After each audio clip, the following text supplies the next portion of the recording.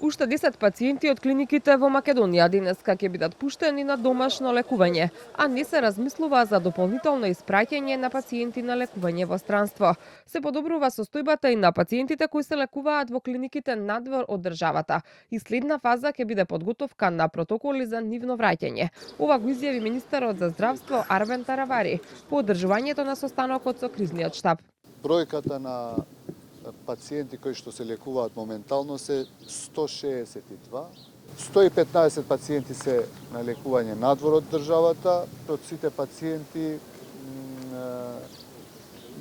освен еден во Турција кој што е во многу сериозна состојба, другите се во сериозна, меѓутоа стабилна состојба. Од идната недела гледате дека имаме најави од одредени држави кај што пациентите веќе и се движат и се во добра состојба, за да подготвиме протоколи како ќе биде нивното враќање, дали ќе треба да се сместуваат, секако ќе бидат прегледани од наши доктори. Тие што се во сосема добра состојба, после преглед од наш доктор, може да се пуштаат и да одат дома. Во стабилна состојба се и 7 пациенти кои се хоспитализирани на клиниката за токсикологија во Скопје.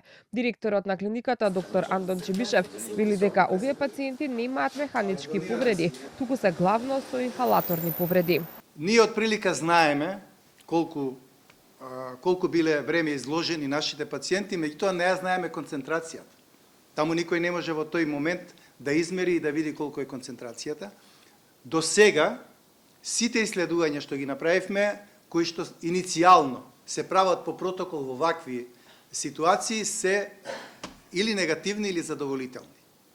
Меѓутоа, лабораториските и токсиколошките анализи, кои што ги добиваме секојдневно, се уште не се во рамките на референтни вредности. Овие резултати покажуваат дека сите биле изложени на зголемена концентрација на јаглероден моноксид.